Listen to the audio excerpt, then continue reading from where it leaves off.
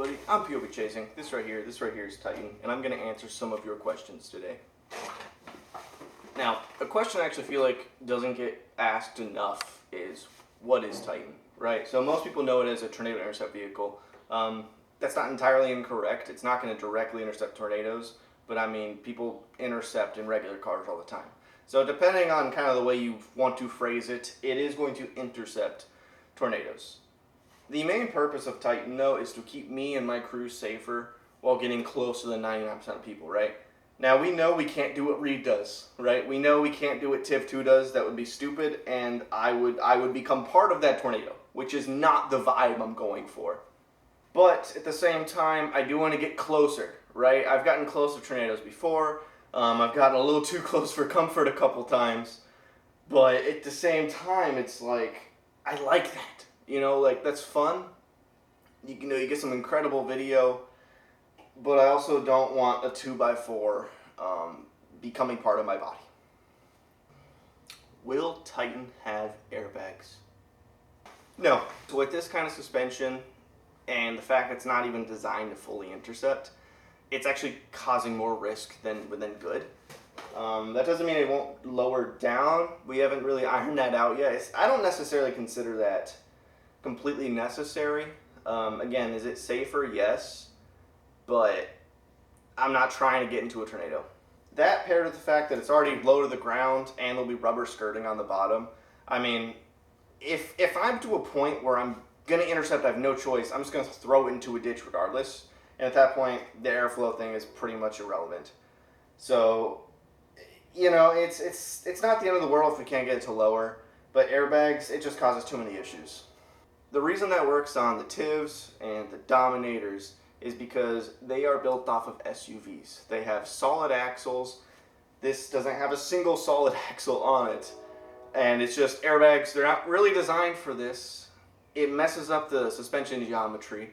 You know, you can get a puncture, then you're screwed. If you're driving down the road and for whatever reason a hose pops off or an airbag deflates, now you're scraping on the ground and you can't go anywhere.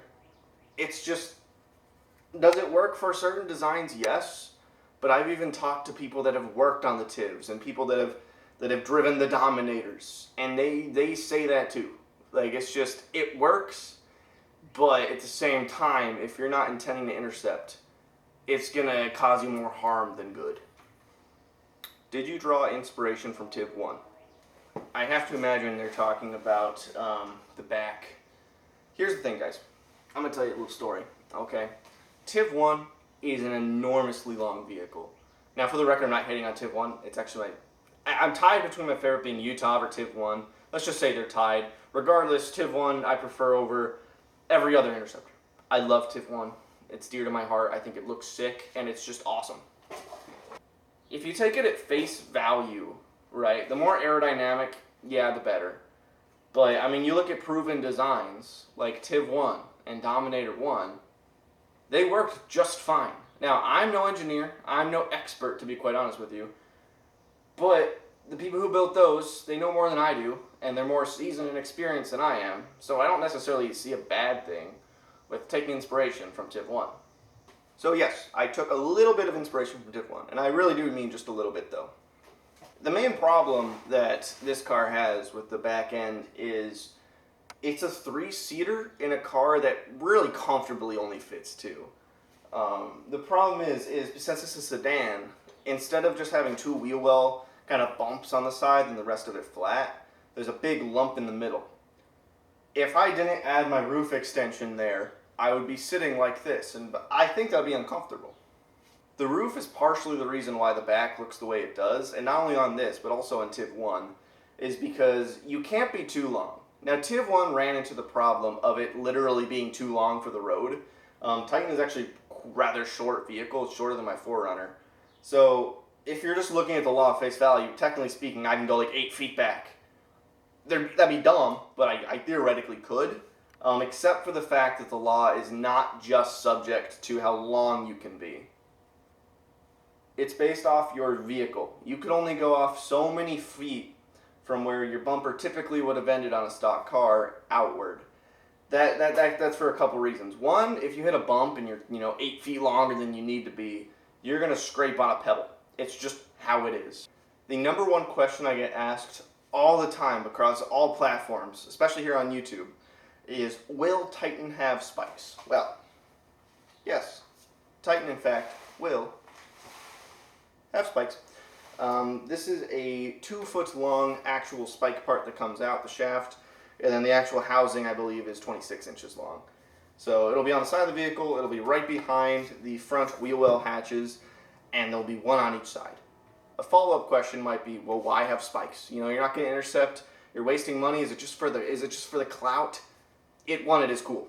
But also, tornadoes are incredibly unpredictable. If I'm chilling out near a Sidewinder like this one here that I got, and all of a sudden it's a wedge or a stovepipe, and I know I can't outrun it, you best believe I'm throwing this thing in a ditch, dropping it with whatever dropping system we come up with, and throwing spikes in the ground. Because, again, the reason for this car is I want to get closer, but I also want to be safer than I would be than just to say my 4Runner. Finn Kaya asks, is Titan going to be hatch entry? Yes. In fact, I already have 2 hatches made. There's a roof hatch up there, and then on the back there's a back door hatch that comes up, and that's where we'd slide bigger things like the chair in. Then there's also going to be hatches where the windows are. The problem, again, with using a small coupe as base is if you wanted to use the normal doors, it's literally more than half the car's length. So not only is that mechanically going to be hard to do, it's going to put a lot of stress on the hinges or whatever you choose to use, but also that's a lot more dangerous, right? Because if your entire door pops open for whatever reason, you're basically opening yourself up for anything and everything to get you.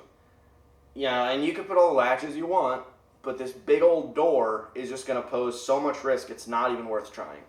I prefer just the window method, because then, even if the window flies open, right, that's still bad, but at least the most of your body's still protected off your armor.